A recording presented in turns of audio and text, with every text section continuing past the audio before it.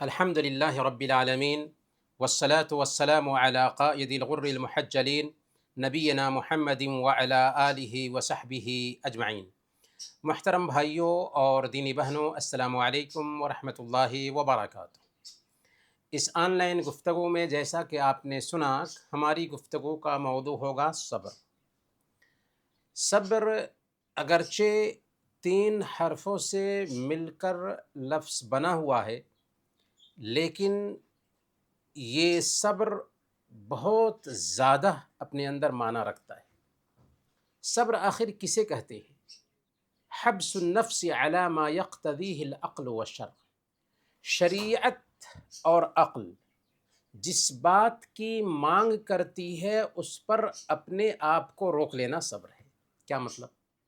مطلب یہ ہے کہ شریعت جن جن چیزوں کی ہم سے مانگ کرتی ہے اور انسانی عقل سلیم جن جن چیزوں کی مانگ کرتی ہے ان کو برتنا دراصل صبر ہے۔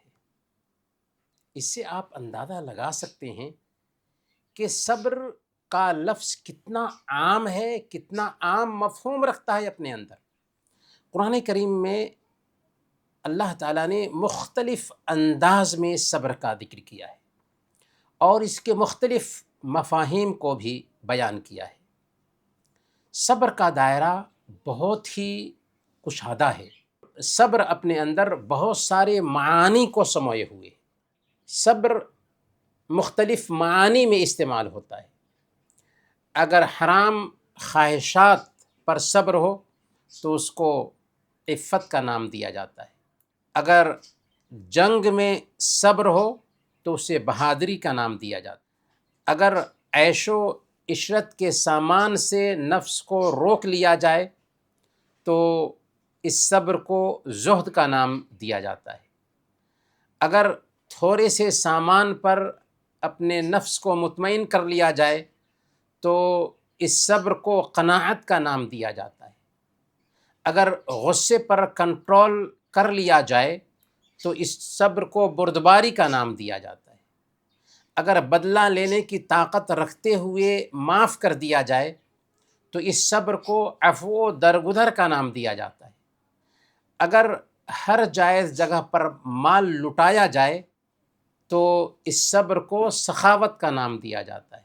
غرض کہ عفت ہو، بہادری ہو، زہد ہو، قناعت ہو، بردباری اور غصے کو کنٹرول میں رکھنا ہو، معاف کرنا ہو، سخاوت ہو، ان ساری خوبیوں میں صبر کا معنی پایا جاتا ہے۔ تو اس ناحیہ سے صبر بہت سارے معانی کو اپنے اندر سموئے ہوئے ہے۔ یہ پہلا نقطہ ہے جو ہمارے ذہن میں بیٹھنا چاہیے۔ میرے بھائیوں اور دینی بہنوں، صبر ایمان کے لیے ویسے ہی ہے جیسے سر جسم کے لیے۔ جس کے پاس سر نہ ہو اس کے اندر زندگی نہیں ہوتی، ویسے ہی جس کے اندر صبر نہ ہو اس کے اندر ایمان نہیں۔ اس سے آپ اندازہ لگائیں کہ صبر کیا اہمیت رکھتا ہے ہماری زندگی میں۔ اسی لیے ہماری شریعت نے صبر کی 3 شکلیں ہمیں بتائی ہیں، یا یہ کہہ لیجئے کہ صبر کو ہم 3 اہم حصوں میں بانٹ سکتے ہیں۔ اللہ تعالیٰ نے جن چیزوں کا بھی حکم دیا ہے انہیں انجام دینے میں پریشانی ہوتی ہے، انجام دیتے وقت صبر کی ضرورت ہوتی ہے، تو اطاعت کے کاموں کو انجام دیتے وقت صبر کرنے کی ضرورت ہے۔ اس لیے ایک ہے اطاعت پر صبر۔ دوسرے نمبر پر جن چیزوں سے ہماری شریعت نے ہمیں روک دیا ہے ان سے رکنا نفس کے لیے مشکل ہوتا ہے، آسانی سے ان سے رکنا نہیں ہو پاتا، تو وہاں پر بھی اللہ تعالیٰ کے منع کیے ہوئے کاموں سے خود کو روکنے میں صبر کی ضرورت ہوتی ہے۔ یہ گناہوں پر صبر ہے جو صبر کی دوسری قسم ہو گئی۔ اور صبر کی تیسری قسم بنتی ہے اللہ تعالیٰ نے زندگی میں جو کچھ بھی مقدر کیا ہے، زندگی میں آنے والی جو پریشانیاں ہیں، ان پریشانیوں، مصیبتوں، آفتوں اور بلاؤں پر بھی صبر کرنا۔ تو اس ناحیہ سے صبر کی 3 شکلیں ہو جاتی ہیں: اطاعت پر صبر، گناہوں پر صبر اور مصیبتوں پر صبر۔ اطاعت پر صبر کیا ہوا؟ ہم نے جان لیا کہ اللہ نے جن کاموں کو کرنے کا حکم دیا ہے انہیں کرنا نفس پر سخت گزرتا ہے، لیکن جو صبر کرنے والا بندہ ہوگا، جو صبر کرنے والی بندی ہوگی، ان نیک کاموں کو کرے گی۔ نمازوں کی پابندی کرنا، زکوٰۃ دینا، روزے رکھنا، قرآن کی تلاوت کرنا، ذکر کرنا، مسجد میں جا کر کے جماعت سے نماز پڑھنا، ماں باپ کی اطاعت کرنا، یہ حکم ہے ہماری شریعت کا۔ ان کاموں کو انجام دینے میں صبر کی ضرورت ہے، تو یہ اطاعت پر صبر ہے۔ اسی طریقے سے گناہوں سے بچنا، آنکھ کے گناہوں سے بچنا، زبان کے گناہوں سے بچنا، کان کے گناہوں سے بچنا، ہاتھ کے گناہوں سے بچنا، پیر کے گناہوں سے بچنا، ان گناہوں سے بچنا بھی دراصل صبر ہے۔ تو صبر کی یہ دوسری قسم ہو گئی۔ اسی طریقے سے اللہ تعالیٰ نے ہماری زندگی میں جو مقدر کیا ہوتا ہے مصیبتیں، پریشانیاں، ان مصیبتوں پہ بھی صبر کرنے کی ضرورت ہوتی ہے۔ اب سوال یہ ہے کہ صبر کی ان تینوں قسموں میں، اطاعت پر صبر، گناہوں پر صبر اور دنیاوی آزمائشوں پر صبر، افضل صبر کون سا ہے؟ تو اس کا جواب یہ ہے کہ اللہ تعالیٰ کی اطاعت پر صبر کرنا یہ افضل ہے دنیاوی پریشانیوں پر صبر کرنے کے مقابلہ میں، کیونکہ دنیاوی جو پریشانیاں ہیں جو انسان کو لاحق ہوتی ہیں، ان پر تو صبر کبھی کبھار فاسق و فاجر اور گناہگار لوگ بھی کر لیتے ہیں، جبکہ اللہ تعالیٰ نے جن کاموں کا حکم دیا ہے اور جن کاموں سے روک دیا ہے، ان پر وہی صبر کر پائے گا جس کے اندر جنت کی طلب ہوگی، اللہ کی نگرانی کا احساس ہوگا، اسے اس بات کا احساس ہوگا کہ ہم اس دنیا میں الٹپ نہیں جی رہے ہیں، ہم اس دنیا میں آزاد نہیں ہیں، بلکہ ہمیں اپنے رب کے پاس پہنچنا ہے۔ اس لیے رب نے جو ڈیوٹی دی ہے اس ڈیوٹی کو ہمیں انجام دینا ہے، کیونکہ یہی ہماری زندگی کا مقصد ہے۔ وما خلقت الجن والانس الا لیعبدون، ہم نے جنوں اور انسانوں کو صرف اپنی بندگی کے لیے پیدا کیا ہے، میری زندگی کا مقصد تیرے دین کی سرفرازی، میں اسی لیے مسلمان، میں اسی لیے نمازی۔ تو سب سے زیادہ صبر کی ضرورت اطاعت پر صبر اور گناہوں سے بچنے پر صبر کی ہے، اور یہ سب سے زیادہ اہمیت رکھنے والا صبر ہے۔ کیا آپ نے غور نہیں کیا کہ اللہ کے نبی صلی اللہ علیہ وسلم نے صحیح بخاری اور صحیح مسلم کی روایت کے مطابق بیان فرمایا کہ 7 طرح کے لوگ ایسے ہیں جو کل قیامت کے دن اللہ تعالیٰ کے عرش کا سایہ پائیں گے، جس دن اللہ کے سایہ کے علاوہ کوئی اور سایہ نہ ہوگا۔ یہ 7 طرح کے لوگ کون ہیں؟ یہ سب کے سب صبر کرنے والے لوگ ہیں۔ اگر ان کے اندر صبر نہ ہوتا تو یہ خوبی ان کے اندر نہیں پیدا ہوتی۔ ظاہر سی بات ہے کہ انصاف کرنے والا حاکم صبر کرتا ہے انصاف کرنے پر۔ وہ نوجوان جو عبادت میں اپنی جوانی کو گزارتا ہے، وہ اپنی خواہشات پہ صبر کرتا ہے۔ وہ آدمی جس کا دل مسجد میں اٹکا ہوا ہے، وہ اپنے آپ کو نماز کے لیے وقف کرنے پر صبر کرتا ہے۔ وہ آدمی جو صدقہ کرتا ہے تو سب کی نگاہوں سے چھپ کر کے صدقہ کرتا ہے، اس کے اندر بھی یہ چاہت آ سکتی تھی کہ لوگ دیکھیں، میری تعریف کریں، لیکن اس نے نیکی کو چھپانے میں صبر کی۔ وہ عورت، وہ آدمی جس کو زنا کی دعوت دی تھی خوبصورت اور عہدے والی عورت نے، اس نے اس کی بات کو ٹھکرا دیا، دراصل اس نے شہوت پہ صبر کیا۔ اور وہ لوگ جو آپس میں محبت کر رہے تھے اور آپس میں جدا بھی ہوئے، ایک اللہ کی خاطر یہ محبت تھی، تو یہ محبت بھی دراصل صبر کی بنیاد پر عمل میں آئی تھی، اور اسی طریقے سے وہ بندہ جو اکیلے میں اللہ کو یاد کرتا ہے اور اس کی آنکھوں سے آنسو گر جاتے ہیں، یہ بھی صبر ہی کی بنیاد پر عمل میں آیا۔ تو 7 طرح کے لوگ جو کل قیامت کے دن عرش کا سایہ پانے والے ہیں، یہ سب صبر کرنے والے لوگ ہیں۔ ہم صبر کرتے ہیں تو اطاعت کا کام ہو پاتا ہے، ہم صبر کرتے ہیں تو گناہوں سے بچ پاتے ہیں۔ میرے بھائیوں اور دینی بہنوں، صبر کا کیا پھل ملتا ہے؟ صبر کرنے والوں کے دونوں ہاتھ میں لڈو ہے، دنیا میں بھی اس کا اچھا بدلہ اور آخرت میں تو اس کا انعام ملنے ہی والا ہے۔ تو آئیے دیکھتے ہیں صبر کے فوائد کیا ہیں۔ اللہ تعالیٰ نے فرمایا سورہ البقرہ آیت نمبر 153، ان اللہ مع الصابرین، اللہ تعالیٰ صبر کرنے والوں کے ساتھ ہے۔ صبر کا اجر و ثواب بھی انگنت ہے۔ اللہ تعالیٰ نے فرمایا سورہ الزمر آیت نمبر 10، انما یوفی الصابرون اجرہم بغیر حساب، صبر کرنے والوں کو ان کا پورا پورا بدلہ ملتا ہے۔ صبر اللہ کی محبت حاصل کرنے کا ذریعہ بھی ہے۔ سورہ آل عمران آیت نمبر 126، واللہ یحب الصابرین، اللہ تعالیٰ صبر کرنے والوں کو محبوب رکھتا ہے۔ صبر اور یقین کے ذریعہ دین کی امامت حاصل ہوتی ہے۔ وجعلنا منہم ائمۃ یہدون بامرنا لما صبروا، کہ جب ان لوگوں نے صبر کیا تو ہم نے ان میں سے ایسے لیڈر بنائے جو ہمارے حکم سے لوگوں کو ہدایت کا راستہ دکھاتے تھے۔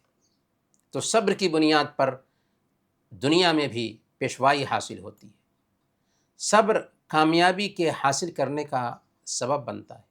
دنیا میں جو لوگ بھی مرتبہ حاصل کرتے ہیں، اونچائی حاصل کرتے ہیں، وہ صبر کی بنیاد پر اونچائی حاصل کرتے ہیں، مرتبہ حاصل کرتے ہیں۔ اور جو لوگ بھی نقصان سے دوچار ہوتے ہیں، وہ صبر میں پیچھے رہ جانے کی وجہ سے، بے صبری کا مظاہرہ کرنے کی وجہ سے زندگی کی دور میں پیچھے رہ جاتے ہیں یا نقصان سے دوچار ہوتے ہیں۔ تو صبر ایک انسان کو اونچا کرتا ہے، بے صبری ایک انسان کو نیچے لے جاتی ہے۔ اللہ تعالیٰ نے صبر کرنے والوں کو اکٹھے 3 انعامات کی بشارت دی۔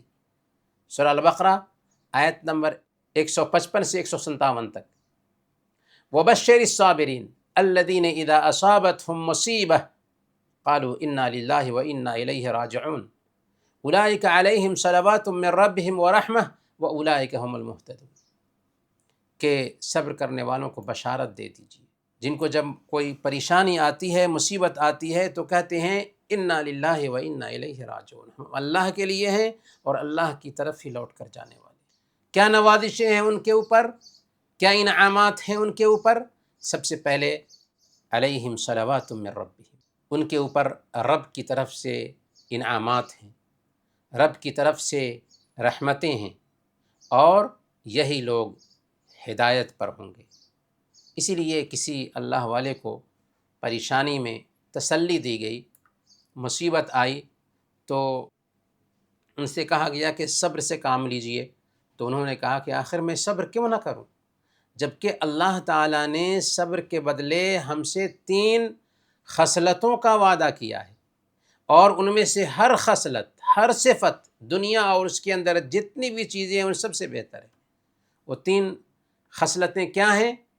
اللہ کی نوازش، اللہ کا انعام، اللہ کی رحمتیں اور اللہ کی ہدایت۔ تو صبر کرتے ہیں تو اللہ تعالیٰ عجیب طریقے سے ہمیں نوازتا ہے، عجیب طریقے سے ہمارے اوپر رحمتوں کی بارش فرماتا ہے، عجیب طریقے سے اللہ تعالیٰ سیدھی راہ پر ہمیں گامزن کرتا ہے۔ یہ صبر کی برکتیں ہیں۔ میرے بھائیوں اور دینی بہنوں، دنیا نام ہی ہے پریشانی، مصیبت اور آفت کا۔ یہاں رنج بھی ہے تو یہاں خوشی بھی ہے۔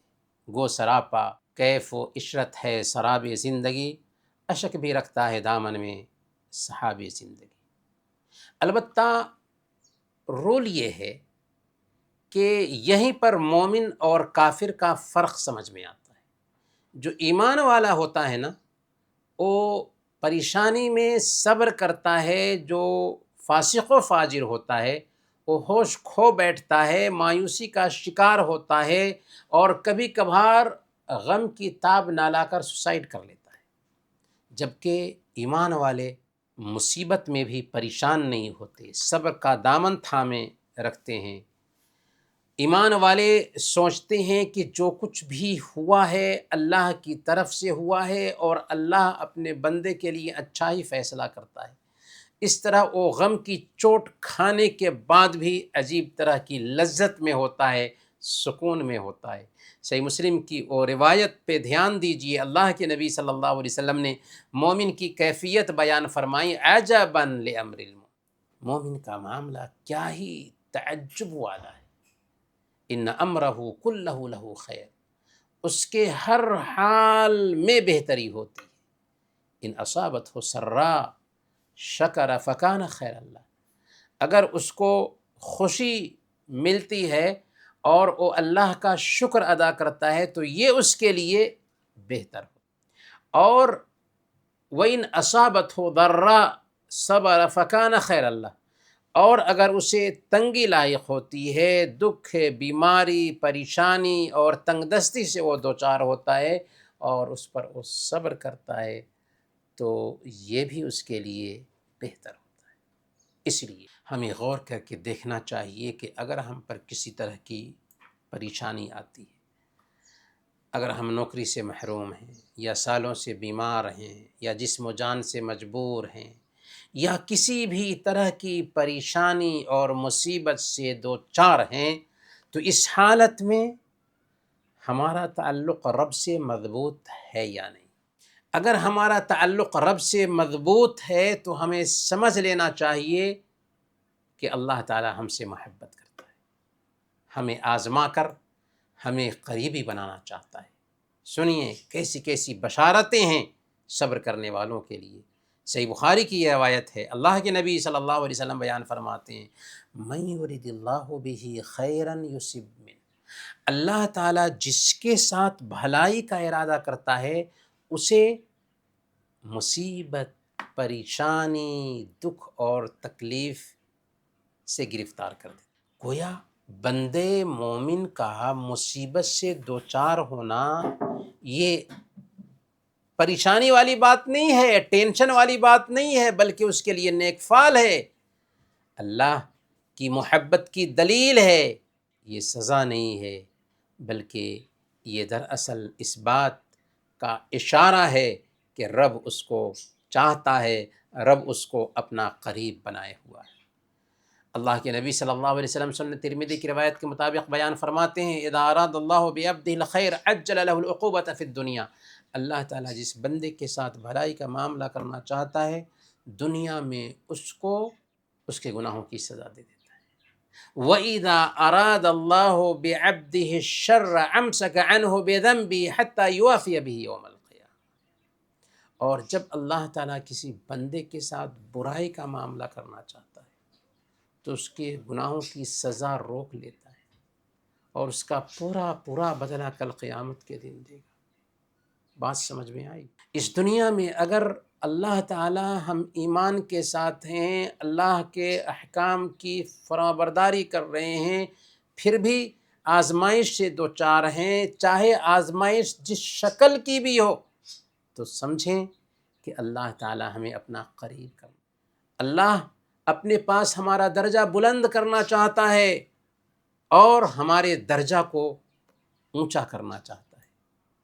اللہ کے نبی صلی اللہ علیہ وسلم نے فرمایا کہ ان عظم الجزاء مع عظم البلاء، جتنی بڑی آزمائش ہوتی ہے اتنا ہی بڑا انعام ملتا ہے۔ آزمائش بڑی ہے، انعام بڑا ہے۔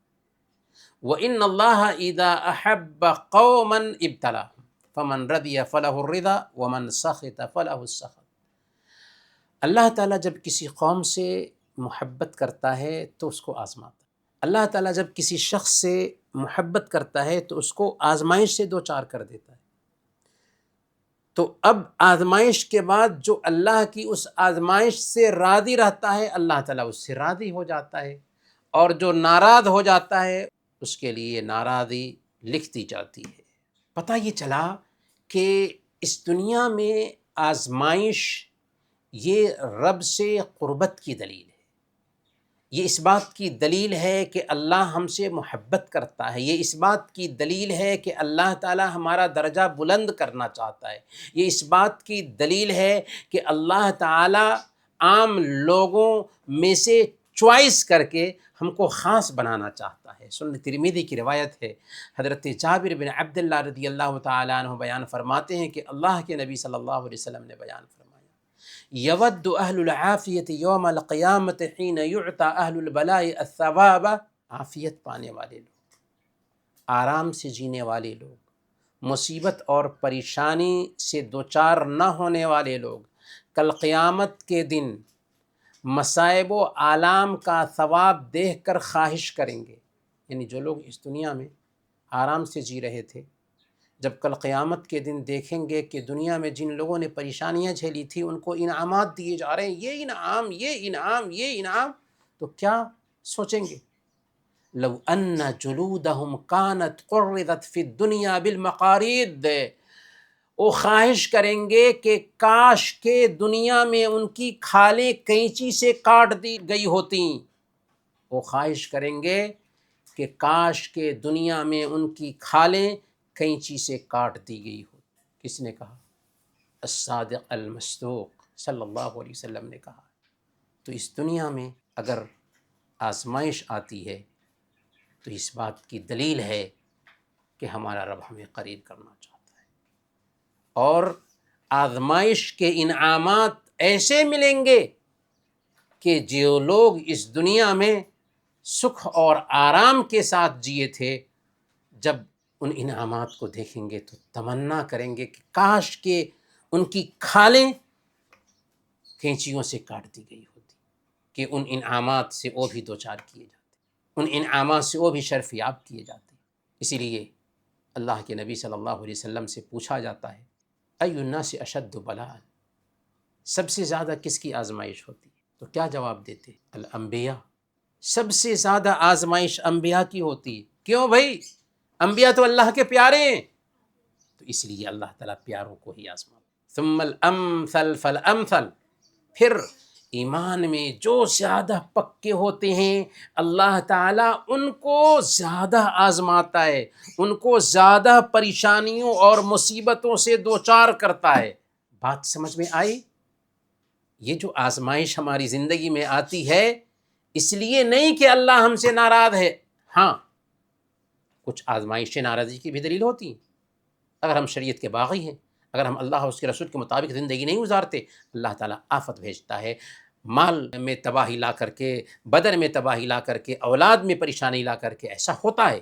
لیکن اگر ہم نیک ہیں، اگر ہم شریعت کو فالو کرتے ہیں، اگر ہم اللہ اور اس کے رسول کے طریقے کے مطابق زندگی گزارتے ہیں، اس کے باوجود بھی آزمائش آئی ہے، پریشانی آئی ہے، مصیبت آئی ہے، تو ہمیں خوش ہونا چاہیے۔ اللہ ہم کو اپنا قریب بنانا چاہ رہا ہے، کیونکہ سب سے زیادہ آزمائش انبیاء کی، پورے انبیاء کی تاریخ اٹھا کر دیکھ لیجئے کیسے ان کو آزمایا گیا۔ اگر ایک آدمی دین میں کمزور ہوتا ہے تو اسی اعتبار سے اس کی آزمائش ہوتی ہے۔ جتنا آدمی دین میں مضبوط ہوتا ہے اتنی ہی اس کی آزمائش ہوتی ہے، اور جتنا ہی ایک انسان دین کے اعتبار سے کمزور ہوتا ہے اتنی ہی اس کی آزمائش کم ہوتی ہے۔ گویا کہ آزمائش نہیں ہوئی تو دین کے اعتبار سے وہ مضبوط نہیں۔ سنن ترمذی کی روایت ہے، اللہ کے نبی صلی اللہ علیہ وسلم نے بیان فرمایا، فما يبرح البلاء بالعبد حتى يتركه يمشي على الارض ما عليه خطیہ، مصیبت ایک آدمی کے ساتھ لگی رہتی ہے یہاں تک کہ وہ زمین پر چلتا پھرتا ہے اور اس کے اوپر کوئی گناہ نہیں ہوتا۔ یعنی صبر کرنے کی وجہ سے اللہ تعالیٰ اس کے گناہوں کو معاف فرما دیتا ہے۔ تو پریشانیاں آئیں ہمارے گناہوں کو مٹانے کے لیے، پریشانیاں آئیں ہمارے درجات کو بلند کرنے کے لیے، پریشانیاں آئیں رب سے قریب کرنے کے لیے، تو یہ بندے کے لیے بہتر ہے۔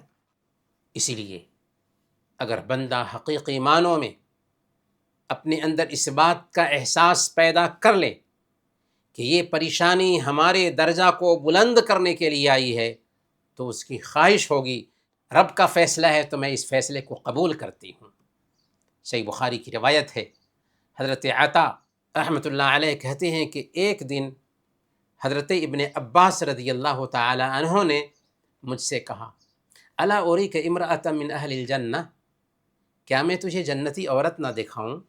میں نے کہا کہ ضرور، میں جنتی عورت کو دیکھنا چاہتا ہوں۔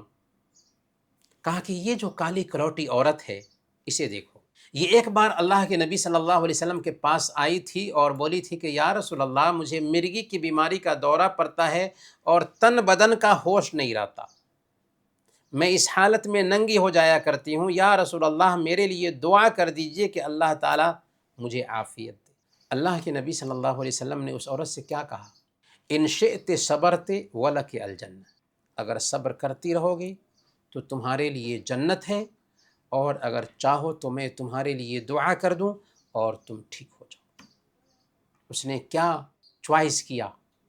اس نے کہا کہ یا رسول اللہ میں صبر کروں گی، میں برداشت کروں گی، ہاں بس دعا کر دیجئے کہ اس حالت میں ننگی نہ ہو جایا کرو۔ اللہ کے نبی صلی اللہ علیہ وسلم نے اس عورت کے لیے دعا۔ حوریہ الجزائر نام کی ایک لڑکی ہے، جزائر کی، کالج سے فارغ ہوتی ہے، شادی ہوتی ہے، 8 بچے ہو جاتے ہیں، لیکن ایک ایک کر کے سارے بچے گزر گئے۔ اللہ کی آزمائش۔ حوریہ کا شوہر بھی دنیا سے گزر گیا۔ شوہر کی جدائی کے کچھ دنوں کے بعد حوریہ کو کینسر کی بیماری لاحق ہو گئی، پھر اس کے ماں باپ بھی گزر گئے، دنیا میں اس کا کوئی نہیں بچا۔ لگاتار 8 بچے مر گئے، شوہر گزر گیا، ماں باپ گزر گئے، اور کینسر کی بیماری سے دوچار ہو چکی ہے، دنیا میں اس کا کوئی نہیں بچا ہے۔ لیکن اس نے سوچا کہ گھر کو دارالایتام بنا دیتی ہوں، یتیموں کو پوسنے لگی، پالنے لگی، یہاں تک کہ اسی برکت سے اللہ تعالیٰ نے اس سے حوریہ کو کینسر جیسی بیماری سے نجات دی، اور ابھی الجزائر میں اس کے نام سے درجنوں دارالایتام چل رہے ہیں۔ تو حقیقت میں اللہ رب العالمین کی طرف سے آزمائش ہوتی ہے، بندہ جب صبر کرتا ہے تو اس کا انعام بھی دیکھتا ہے۔ سنن ترمذی کی روایت ہے، اللہ کے نبی صلی اللہ علیہ وسلم نے بیان فرمایا، جب ایک آدمی کا لڑکا مر جاتا ہے تو اللہ تعالیٰ فرشتوں سے کہتا ہے کہ کیا تم نے میرے بندے کے جگر کے ٹکڑے کو چھین لیا؟ وہ کہتے ہیں کہ ہاں۔ اللہ پوچھتا ہے کہ میرے بندے نے کیا کہا؟ فرشتے کہتے ہیں کہ اس نے انا للہ و انا الیہ راجعون کہا اور تیری حمد و ثنا بیان کی۔ اللہ تعالیٰ کہتا ہے ابنوا لہ بیتا فی الجنہ وسموہ بیت الحمد، میرے اس بندے کے لیے جنت میں ایک گھر بنا دو اور اس گھر کا نام بیت الحمد رکھ دو۔ تو میرے بھائیوں اور دینی بہن، زندگی میں اگر پریشانی آتی ہے تو ہمیں صبر کرنا چاہیے۔ صبر جیسا کہ ہم نے کہا کہ بس ایک محدود معنی نہیں رکھتا، بلکہ صبر زندگی کے مختلف میدانوں میں کرنے کی ضرورت ہے۔ سب سے پہلے صبر کے جو میادین ہیں، دنیا میں جو آزمائش آتی ہے اس آزمائش پر ہم صبر کریں۔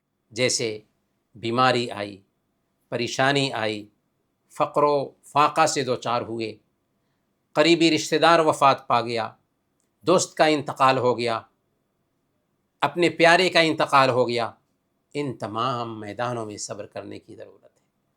دوسرے نمبر پر گناہوں سے بچنے پر صبر کرنے کی ضرورت ہے۔ انسان کا دل بہت ساری ایسی چیزوں کی طرف مائل ہوتا ہے جو پرکشش ہوتی ہے، جس سے منع کیا گیا ہے، جیسے حرام کمائی ہے، بری نگاہ ہے، اور بہت ساری چیزیں ہیں۔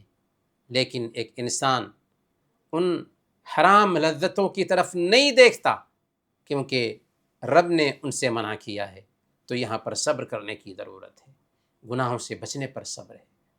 اسی طریقے سے نیکی اور اطاعت کے کاموں پر صبر کی ضرورت ہے۔ عبادات کی انجام دہی کرنی ہے، سردی میں وضو کرنا ہے، نیند قربان کر کے فجر میں اٹھنا ہے۔ سب لوگ نہیں اٹھتے، لیکن جو صبر کرنے والا بندہ ہوگا، جو صبر کرنے والی بندی ہوگی، وہ فجر کی نماز کو بھی وقت پہ ادا کرے گا، وقت پہ ادا کرے گا۔ روزے کی حالت میں بھوک اور پیاس برداشت کرنے کی ضرورت ہوتی ہے، یہاں پر صبر کی ضرورت ہے۔ فَاعْبُدْهُ وَاصْطَبِرْ لِعِبَادَتِهِ، اپنے رب کی عبادت کرو اور اس عبادت پر صبر سے کام لو۔ دین کے راستے میں جب ہم لوگوں کو ایک اللہ کی طرف بلاتے ہیں تو وہاں صبر کی ضرورت پڑتی ہے۔ وَالْعَصْرِ إِنَّ الْإِنسَانَ لَفِي خُسْرٍ إِلَّا الَّذِينَ آمَنُوا وَعَمِلُوا الصَّالِحَاتِ وَتَوَاصَوْا بِالْحَقِّ وَتَوَاصَوْا بِالصَّبْرِ۔ قسم ہے زمانہ کی، انسان گھاٹے میں تھے، گھاٹے میں ہیں، گھاٹے میں رہیں گے۔ فائدے میں کون ہے؟ جو ایمان لائے، نیک عمل کیا، حق کی طرف دعوت دی، اور دعوت دینے میں اگر پریشانی آئی، کیونکہ دعوت جب ہم کسی کو پہنچاتے ہیں تو ہمارے راستے میں پھولوں کی سیج نہیں بچھائی جاتی، کانٹوں سے گزرنا پڑتا ہے، پریشانیاں آتی ہیں، پتھر مارا جاتا ہے، تکلیفوں سے دوچار کیا جاتا ہے، طنز و تعریض کا نشانہ بنایا جاتا ہے، قریبی باتیں برداشت کرنا پڑتی ہیں، لیکن ہمیں صبر کرنے کی ضرورت۔ اللہ تعالیٰ نے انبیاء کے بارے میں بیان فرمایا وَلَنَصْبِرَنَّ عَلَى مَا آذَيْتُمُونَا، کہ جو تکلیفیں تم ہمیں دے رہے ہو ہم ان پر ضرور صبر کریں گے۔ تو دعوت کے میدان میں صبر کرنے کی ضرورت ہے۔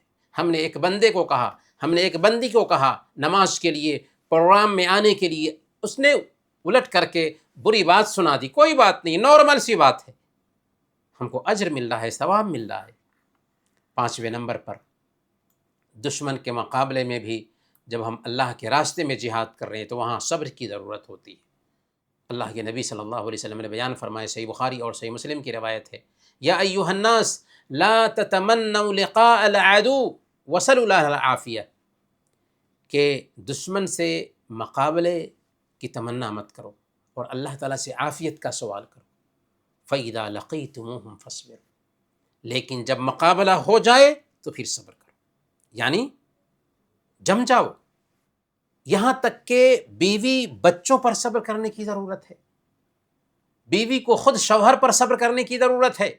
گھریلو زندگی میں بیوی یا بچوں کی طرف سے یا شوہر کی طرف سے ایسے رویے آتے ہیں، ایسی باتیں سننے کو ملتی ہیں جو انسان کی طبیعت کے خلاف ہوتی ہیں۔ اس پر غصہ کرنے کی بجائے، رشتہ خراب کرنے کی بجائے حکمت سے، نرمی سے اسے برداشت کر لینا چاہیے۔ یہ صبر ہے اور صبر کی اعلیٰ قسم ہے۔ اسی طریقے سے ہمارے آپس کے دینی بھائیوں کے بیچ صبر کرنے کی ضرورت ہے۔ مسجد کے ساتھی ہیں، دین کے کاموں میں ساتھ دینے والے لوگ ہیں، یا عام مسلمانوں کے ساتھ اٹھتے ہیں بیٹھتے ہیں، تو ہر ایک کا مزاج ایک طرح کا نہیں ہوتا، غلط فہمیاں بھی پیدا ہو جاتی ہیں، تو ان کی طرف سے جو زیادتی ہو رہی ہے، جو کوتاہیاں ہوتی ہیں، رشتہ برقرار رکھنے کے لیے، دوستی نبھانے کے لیے صبر کی ضرورت ہوتی ہے۔ اسی طریقے سے علم سیکھنے میں صبر کی ضرورت ہے۔ دین اور دنیا کا کوئی بھی علم ہو، ہم نے کہا نا کہ ایک انسان اگر ترقی کرنا چاہتا ہے صبر کی ضرورت ہے، بغیر صبر کے ترقی نہیں کر سکتا۔ دین کا علم ہو، دنیا کا علم ہو، جب تک کہ وہ صبر نہیں کرے گا بہرحال علم بھی نہیں سیکھ سکتا۔ آرام اور راحت کو قربان کرنے کی ضرورت ہوتی ہے۔ لا ینال العلم براحت الجسد، آرام طلبی سے علم حاصل نہیں کیا جا سکتا۔ حضرت موسیٰ علیہ السلام جب حضرت خضر علیہ السلام کے پاس جاتے ہیں تو حضرت خضر علیہ السلام سے کیا کہتے ہیں؟ قال ستجدنی ان شاء اللہ صابرا ولا اعصی لک امرا، کہ انشاءاللہ آپ مجھے صبر کرنے والا پائیں گے اور میں آپ کے کسی حکم کی نافرمانی نہیں کروں گا۔ تو دین سیکھنے کے معاملے میں یہاں تک کہ یہ جو درس چل رہا ہے، اس درس میں 1 گھنٹہ دینا یہ صبر ہے، یکسوئی برتنا یہ صبر ہے، یہاں جو باتیں ہو رہی ہیں ان کو نوٹ کرنا یہ سب صبر ہے۔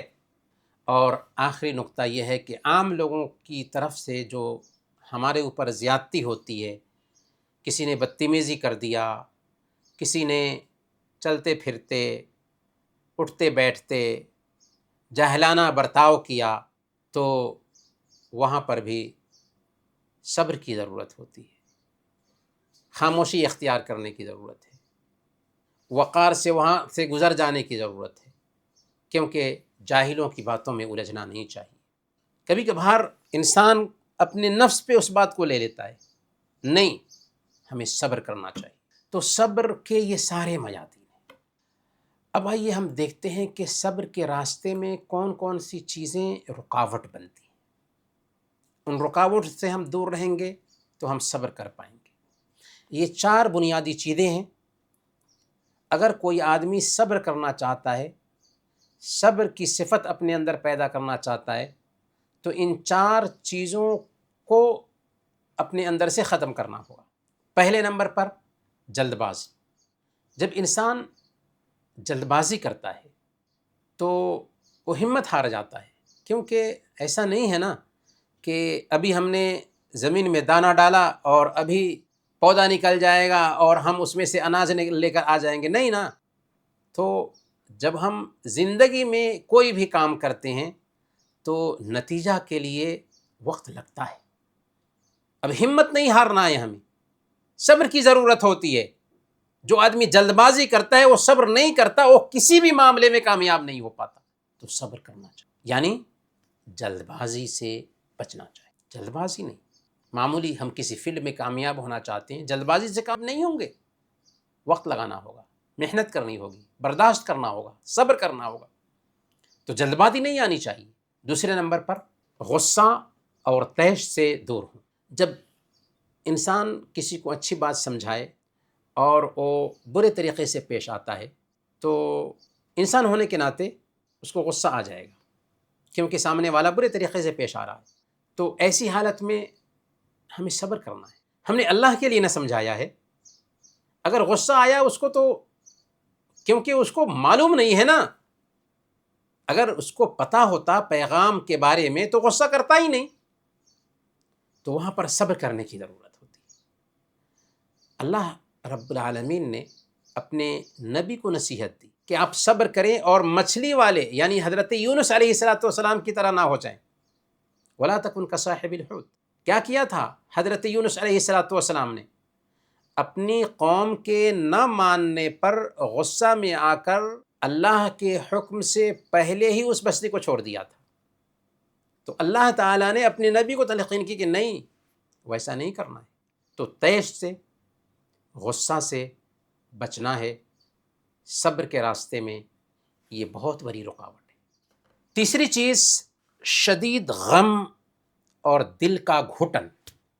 جب آپ کسی کو بھلائی کی طرف بلائیں اور وہ صرف آپ کی بات رد نہیں کرتا بلکہ آپ کے خلاف سازشیں کرنے لگتا ہے، آپ نے کچھ نہیں کیا لیکن وہ بندہ ہے جو آپ کے خلاف سازش پہ سازش کر رہا ہے، تو ایسی حالت میں ایک انسان کا دل تنگ ہونے لگتا ہے، بے صبری کا مظاہرہ کرنے لگتا ہے۔ نہیں، صبر کرنا ہے۔ ہمیں سوچنا ہے کہ ہم کون سا کام کر رہے ہیں۔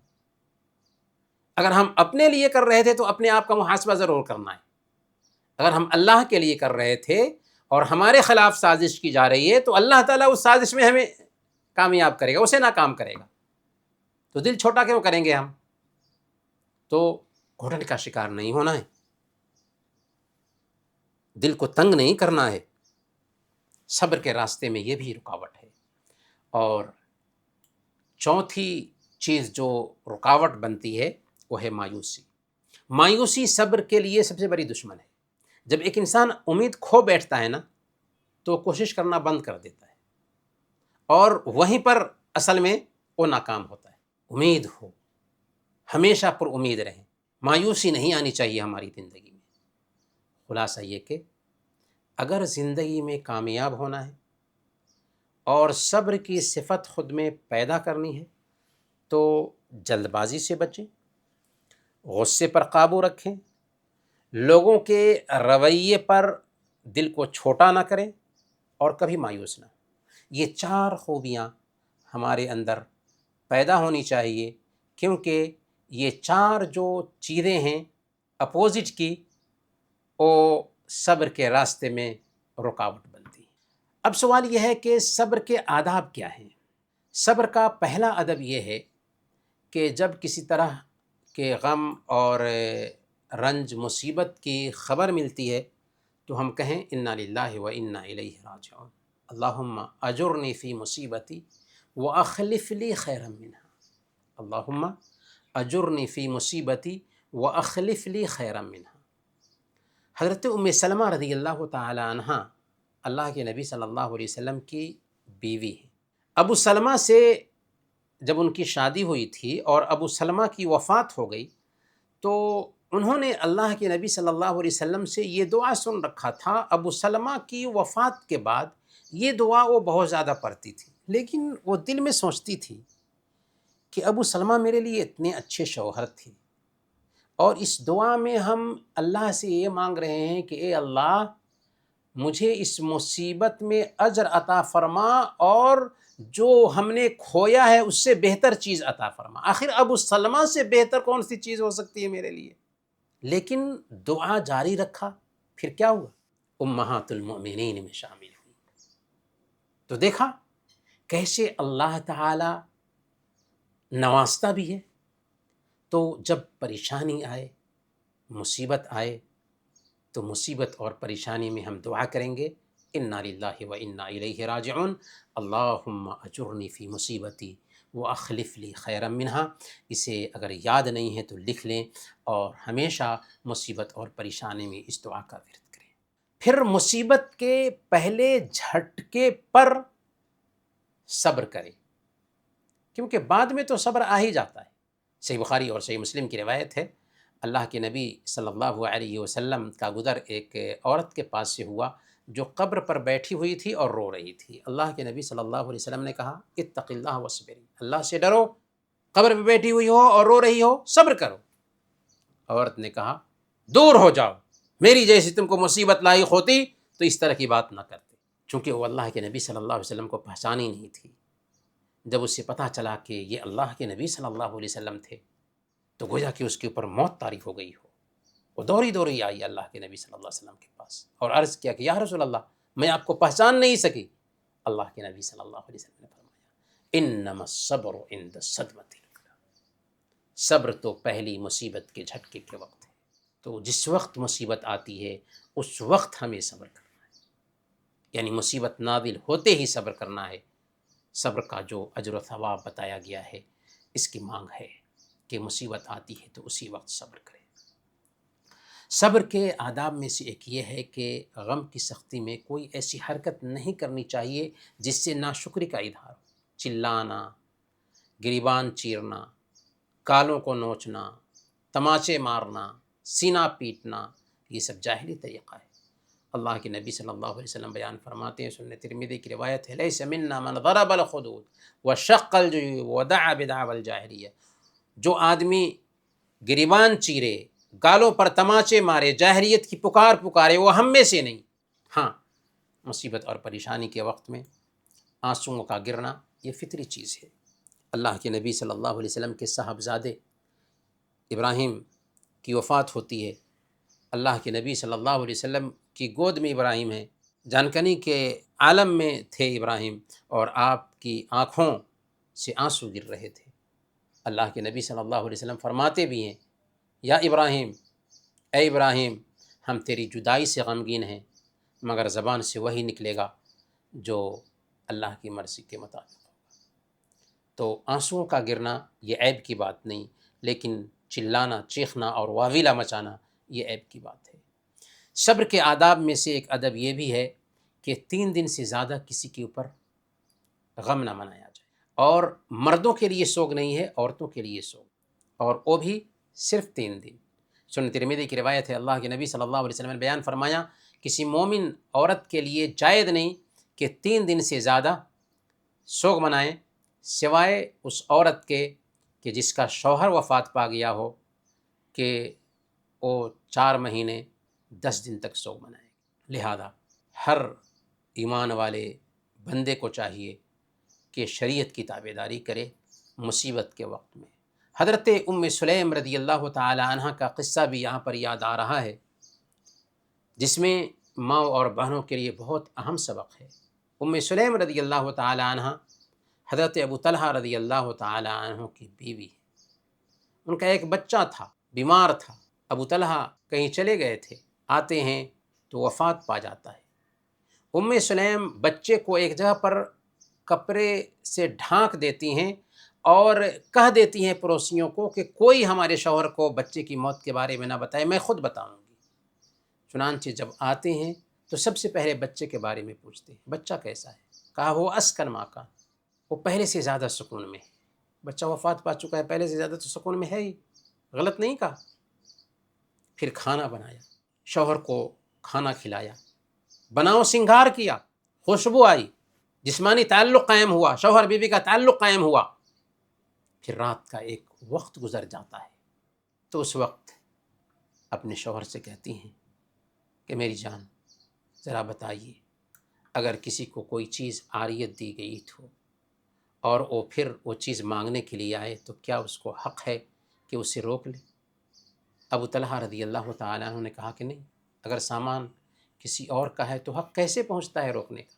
تب صابرہ بیوی کہتی ہے تو پھر اللہ تعالیٰ نے آپ کو بھی ایک اولاد دی تھی امانت کے طور پر، اللہ نے آج وہ امانت واپس لے لیا ہے، چلیے تجہیز و تکفین کا انتظام کیجیے۔ سبحان اللہ، ام سلیم رضی اللہ تعالی عنہا کی حکمت دیکھیے، بیٹا وفات پا چکا ہے، دل رو رہا ہے، لیکن شوہر تھک ہار کر آیا ہے، اس کی دلداری کی ضرورت ہے۔ چنانچہ جب شوہر پرسکون ہو جاتا ہے تو نہایت ہی حکمت بھرے انداز میں راز کھولتی ہیں۔ کیا ہماری مائیں اور بہنیں اس سے سبق حاصل کریں گی؟ میرے بھائیوں، اگر ہم صبر کی بات کر رہے ہیں تو صبر انبیاء اور اللہ والوں کی اہم خوبی ہے۔ حضرت ایوب علیہ السلام مصیبت پر صبر کرتے ہیں، حضرت یعقوب علیہ السلام بیٹے کی جدائی پر صبر کرتے ہیں، حضرت یوسف علیہ السلام اندھیرے کنویں میں صبر کرتے ہیں، زلیخا کے فتنہ پر صبر کرتے ہیں، قید خانے کی مصیبت پر صبر کرتے ہیں، حضرت ابراہیم علیہ السلام آگ کی پریشانی پر صبر کرتے ہیں، اللہ کے حکم سے اپنے بیٹے کو بے آب و گیاہ سرزمین میں اور اپنی بیوی کو بساتے ہیں، پھر حکم ملتا ہے کہ اپنے بیٹے کو ذبح کیجیے اللہ کے لیے، تو اس کے لیے بھی تیار ہو جاتے ہیں۔ یہ صبر ہے، یہ صبر ہے۔ حضرت موسیٰ علیہ السلام فرعون اور اس کے ظلم و ستم پر صبر کرتے ہیں، حضرت عیسیٰ علیہ السلام صحرا اور بیابان کے علاوہ کہیں جائے پناہ نہیں پاتے ہیں، انتہائی پریشانی اور مصیبت کی حالت میں صبر کرتے ہیں۔ صبر کے باب میں اللہ کے نبی صلی اللہ علیہ وسلم کی زندگی ہم سب کے لیے آئیڈیل ہے۔ لقد کان لکم فی رسول اللہ اسوۃ حسنہ۔ آپ ایک تو دعوت کے میدان میں صبر کرتے ہیں کہ جس دن آپ نے ایک اللہ کی طرف بلانا شروع کیا، اس دن سے اخیر وقت تک آپ کو ٹارچر کیا گیا، آپ کو پریشان کیا گیا، آپ کے راستے میں کانٹے بچھائے گئے، اونٹ کی اوجریاں گردن پر ڈالی گئی، آپ کو پاگل دیوانہ کہا گیا، طائف میں لہو لہان کیا گیا، غزوہ احد کے موقع پر آپ کے دندان مبارک شہید کیے گئے، لیکن آپ صبر سے کام لیتے ہیں۔ دوسرے نمبر پر آپ دیکھیے کہ آپ کی زندگی میں آپ کی ساری بیٹیاں وفات پا جاتی ہیں سوائے حضرت فاطمہ کے، آپ کے سارے بیٹے وفات پا جاتے ہیں، آپ کی زندگی میں آپ کی 2 بیویاں وفات پاتی ہیں، لیکن آپ صبر کرتے ہیں۔ آپ کی زندگی میں آپ کے چچا وفات پاتے ہیں، آپ کی زندگی میں آپ کی ماں کی وفات ہوتی ہے، آپ کے دادا کی وفات ہوتی ہے، اور آپ کے چچا کی بھی وفات ہوتی ہے، لیکن سب پر صبر کرتے ہیں۔ اور تیسرے نمبر پر اللہ تعالیٰ نے جو مقدر کیا تھا اس پر صبر کرتے ہیں کہ نہایت ہی سادگی کی زندگی گزارتے ہیں۔ اگر چاہتے تو احد پہاڑ کو سونے کا پہاڑ بنا دیا جاتا آپ کے لیے، لیکن نہایت ہی سادگی کی زندگی گزارتے ہیں کہ ایک ایک مہینے تک گھر میں چولہا نہیں جلتا۔ میرے بھائیوں، اب آخری پوائنٹ ہوگا جس پہ ہماری بات ختم ہوگی کہ صبر کرنا کیوں کر ممکن ہے۔ گناہوں سے بچنے اور نیکیوں پر جمے رہنے میں صبر کیسے کریں؟ اسی طریقے سے لوگوں کی طرف سے اگر اذیت پہنچتی ہے تو اس پر صبر کیسے کریں؟ اسی طریقے سے اللہ رب العالمین کی طرف سے جو پریشانیاں اور مصیبتیں آتی ہیں ان پر صبر کیسے کریں؟ سب سے پہلے مختصر پوائنٹس میں گناہوں سے بچنے اور نیکیوں پر جمے رہنے میں صبر کیسے کریں۔ پہلے نمبر پر گناہوں کی برائی اور اس کی پستی کو جانیں۔ گناہ گندی چیز ہے اور اللہ تعالیٰ چاہتا ہے کہ ہمارا بندہ گندگی میں نہ جائے، اس لیے اللہ تعالیٰ نے گناہوں سے روک دیا ہے۔ ایک باپ نہیں چاہتا کہ ہمارا بیٹا آگ کو چھوئے، مٹی کھائے، بالکل ویسے ہی اللہ تعالیٰ نہیں چاہتا ہے کہ بندہ گناہوں میں الجھے۔ یہ احساس ہوگا تو ہم گناہوں سے بچیں گے۔ دوسرے نمبر پر اللہ سے حیا کریں۔ اللہ تعالیٰ دیکھ رہا ہے، جان رہا ہے، ہماری نگرانی کر رہا ہے۔ معمولی پانی کی ایک قطرہ سے ہم کو شرم آتی ہے تو اللہ سے شرم نہیں آئے گی۔ تو جب اللہ سے حیا آئے گی تو اذان ہوگی تو مسجد جائیں گے، اللہ سے حیا آئے گی تو غلط کام نہیں کریں گے۔ تیسرے نمبر پر اللہ کی نعمتوں کا خود میں احساس پیدا کریں۔ سوچیں کہ اللہ کی نعمت میں پل رہا ہوں اور اسی کی کھا کر، اسی کی زمین پر رہتے ہوئے، اسی کی ہوا میں سانس لیتے ہوئے اس کی نافرمانی کروں۔ یہ احساس ہوگا کہ شکر گزاری سے نعمتیں بڑھتی ہیں اور ناشکری سے نعمتیں چھن جاتی ہیں، تو ہم اللہ کی نافرمانی نہیں کریں گے اور اطاعت کے کام کریں گے۔ چوتھے نمبر پر اللہ کا ڈر دل میں ہو کہ اگر نافرمانی کریں گے تو اس کی سزا پائیں گے، اور اللہ سے امید بھی ہو کہ اگر اطاعت کے کام کریں گے تو اس کا اجر اور ثواب پائیں گے۔ تو یہ یقین ہم کو گناہوں سے روکے گا اور نیکی کے کام پہ ابھارے گا۔ پانچویں نمبر پر اللہ سے سچی محبت ہو، کیونکہ جو محبت کرنے والا ہوتا ہے نا، محبوب کی نافرمانی نہیں کرتا۔ ان المحب لمن یحب یطیع، محبت کرنے والا اپنے محبوب کا فرما بردار ہوتا ہے۔ چھٹے نمبر پر عزت نفس ہو اور غیرت پائی جائے۔ ایک شریف انسان گھٹیا کام نہیں کرتا۔ گناہوں کا ارتکاب کرنا شرافت کے خلاف ہے۔ شریف انسان اچھا کام کرتا ہے۔ ساتویں نمبر پر برے کاموں کے انجام اور نیکیوں کے اچھے انجام کو یاد رکھیں۔ اگر ہمیں پتہ ہوگا کہ نیکی کا کام کرتے ہیں تو اس کی وجہ سے اللہ تعالیٰ چہرے پہ نور دیتا ہے، دل کو سکون حاصل ہوتا ہے، زندگی میں اطمینان آتا ہے، اور اگر برائی کا کام کریں گے تو اس کی وجہ سے چہرے بے رونق ہو جائیں گے، دل میں سختی پیدا ہوگی، پریشانی آئے گی، بے چینی آئے گی، غم آئے گا، پریشانی آئے گی، تو ہم گناہ کے کام نہیں کریں گے، اطاعت کے کام کریں گے۔ اسی طریقے سے آٹھویں نمبر پر دنیا کی جو زندگی ہے اس کو عارضی سمجھے کہ ایک دن ہمیں رب کے پاس پہنچنا ہے، تو وہ ہم اپنے آپ پہ گناہوں کا بوجھ کیوں لا دیں، آخرت کا سامان کیوں نہ تیار کریں۔ نویں نمبر پر ضرورت سے زیادہ چیزوں سے پرہیز کریں۔ ضرورت سے زیادہ کھانا، ضرورت سے زیادہ سونا، فضول لباس، فضول بکواس سے جب ہم بچیں گے تو اطاعت کے کام کریں گے اور گناہوں کے کاموں سے بچیں گے۔ اور 10ویں نمبر پر آخری پوائنٹ ہے کہ دل میں ایمان کے درخت کو چلائیں۔ دل میں ایمان جب مضبوط ہوگا نا اور اللہ کی محبت ہوگی تو عجیب طریقے سے اطاعت کے کام کر پائیں گے، گناہوں سے بچ پائیں گے۔ دوسرے نمبر پر مصیبتوں پر صبر کرنا کیوں کر ممکن ہو سکتا ہے، تو سب سے پہلے نمبر پر آپ یہ مانیں کہ مصیبت اللہ کا فیصلہ ہے۔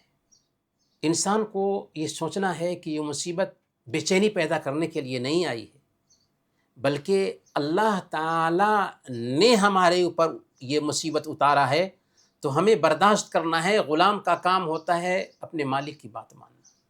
دوسرے نمبر پر مصیبت کو ایک کڑوی مگر فائدہ مند دوا سمجھے۔ ایک ڈاکٹر دوا دیتا ہے اس لیے تاکہ مریض ٹھیک ہو جائے۔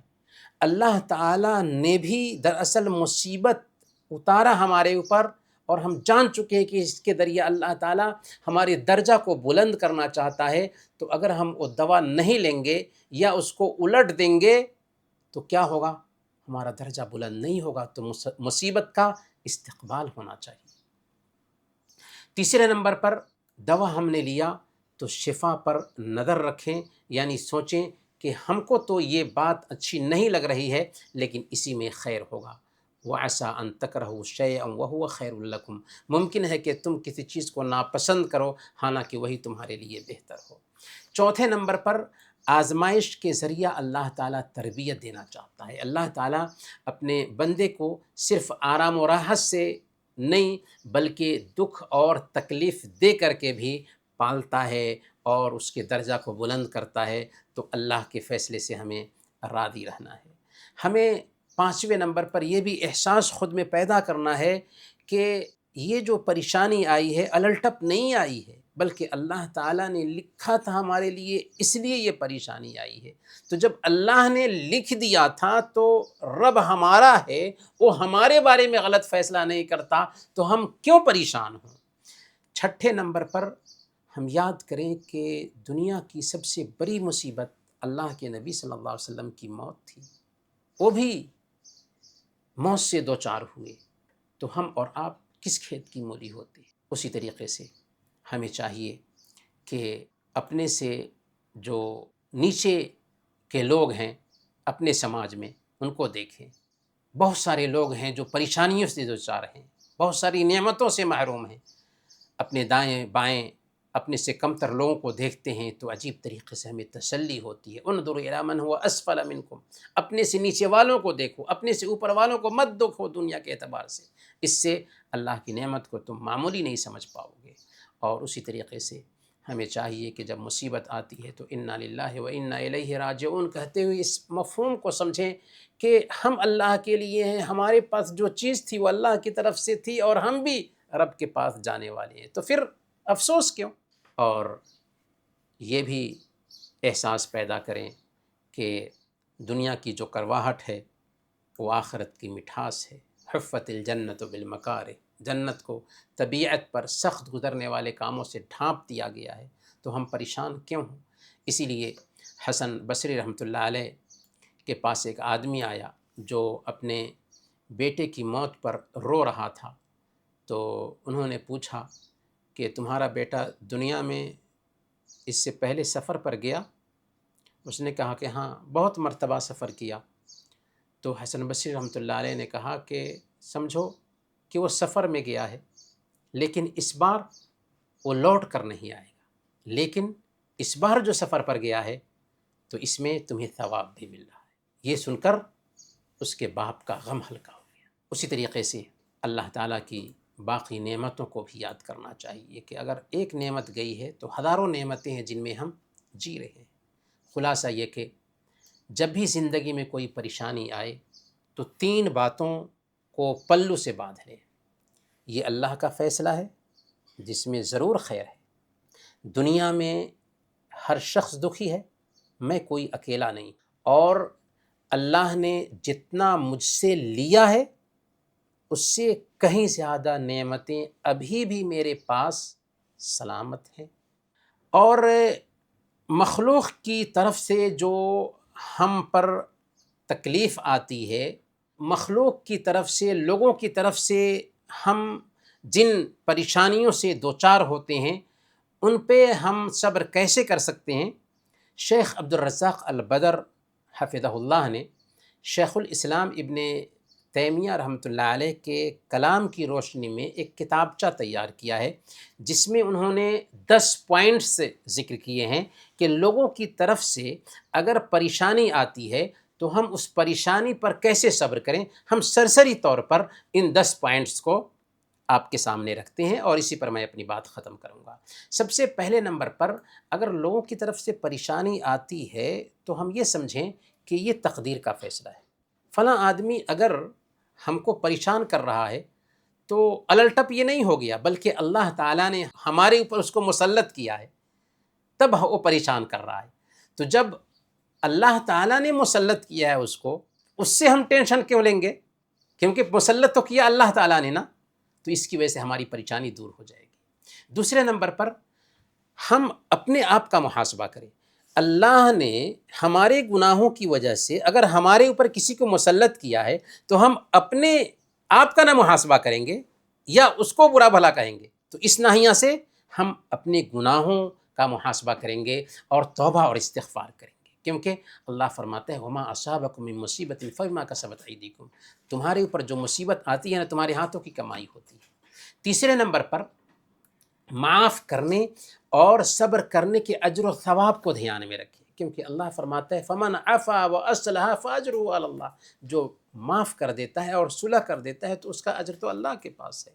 چوتھے نمبر پر دل کی صفائی اور عفو درگزر کی حقیقی لذت کو دھیان میں رکھیں کہ اگر آپ معاف نہیں کرتے ہیں، بدلہ لینے کے چکر میں لگتے ہیں نا، تو دل میں حسد پیدا ہوگا، کینہ کپٹ پیدا ہوگا اور عجیب طریقے سے آپ پریشان ہوں گے۔ لیکن اگر معاف کر دیتے ہیں نا تو دل کو سکون ملے گا اور عجیب طریقے سے آپ راحت پائیں گے۔ پانچویں نمبر پر معافی سے حقیقی عزت بھی ملتی ہے۔ ما زاد اللہ عبدا بعفو الا عزا، کہ اللہ تعالیٰ معاف کرنے کی وجہ سے بندے کو اونچا کرتا ہے۔ معاف کرنا یہ اپنے آپ کو گرانا نہیں ہے بلکہ اپنے آپ کو اونچا کرنا ہے، لہذا اونچائی پر جانے کی کوشش کریں اور معاف کر دیں۔ چھٹے نمبر پر جیسا عمل ویسا بدلہ، یعنی آپ یہ احساس پیدا کریں کہ اگر ہم دنیا میں بندے کو معاف کریں گے نا تو اللہ تعالیٰ کل قیامت کے دن ہمیں معاف کرے گا، اور عقل مند انسان اس فائدے کو معمولی نہیں سمجھتا۔ ساتویں نمبر پر وقت اور انرجی کی حفاظت ہے۔ اس میں تجربہ یہ بتاتا ہے کہ اگر آپ بدلے کی خواہش میں لگتے ہیں نا تو ٹینشن سے دوچار ہوتے ہیں، مال بھی لگاتے ہیں، عزت بھی جاتی ہے، فقر و فاقہ کے بھی شکار ہو جاتے ہیں کبھی کبھار کیس مقدمہ کرنے کی وجہ سے، لیکن جب ہم معاف کر دیتے ہیں تو فائدے میں ہی رہتے ہیں۔ آٹھویں نمبر پر اللہ کے نبی صلی اللہ علیہ وسلم کو اپنا آئیڈیل بنائیں، جنہوں نے اپنی ذات کے لیے کبھی بدلہ نہیں لیا، ہمیشہ معاف کرتے رہے۔ تو جب عظیم شخصیتوں نے معاف کیا تو ہم کس کھیت کی مولی ہوتے ہیں؟ ہم بھی معاف کریں، معاف کرنے سے ہم چھوٹے نہیں ہوں گے۔ نویں نمبر پر اللہ تعالیٰ کی معیت اور محبت کو اپنے اوپر طاری کریں کہ اگر ہم معاف کرتے ہیں تو اللہ نے کہا ان اللہ مع الصابرین، صبر کرنے والوں کے ساتھ اللہ تعالیٰ ہے۔ اگر ہم صبر کرتے ہیں تو اللہ نے کہا واللہ یحب الصابرین، اللہ تعالیٰ صبر کرنے والوں سے محبت کرتا ہے۔ تو صبر کر لیں، اللہ تعالیٰ آپ کے ساتھ ہوگا، صبر کر لیں، اللہ تعالیٰ آپ سے محبت کرے گا۔ اور 10ویں نمبر پر جو آخری پوائنٹ ہے کہ آپ جب اچھے انداز میں زیادتی کرنے والے کے ساتھ معاملہ کریں گے تو اچھا معاملہ کرنے کی وجہ سے وہ دشمنی جو تھی دوستی میں بدل جائے گی۔ اللہ تعالیٰ کا یہ فیصلہ ہے۔ سورہ فصلت آیت نمبر 34، ادفع بالتی ہی احسن، اچھے طریقے سے معاملے کو نمٹاؤ۔ فَإِذَا الَّذِي بَيْنَكَ وَبَيْنَهُ عَدَاوَةٌ كَأَنَّهُ وَلِيٌّ حَمِيمٌ، کہ تم دیکھو گے کہ جس کے ساتھ تمہاری دشمنی تھی وہ تمہارا گہرا دوست بن چکا ہے۔ تو اگر ہم نے ایسا کیا تو صحیح معنوں میں لوگوں کی زیادتی پر ہم صبر کر پائیں گے، اطاعت کے کاموں پر اسی طریقے سے ہم صبر کر پائیں گے۔ اللہ تعالیٰ نے جو کچھ بھی مقدر کیا ہے اس پر بھی اللہ تعالیٰ ہمیں صبر کی توفیق عطا فرمائیں۔ آمین۔ وصلی اللہ علی نبینا محمد وعلی آلہ وصحبہ اجمعین۔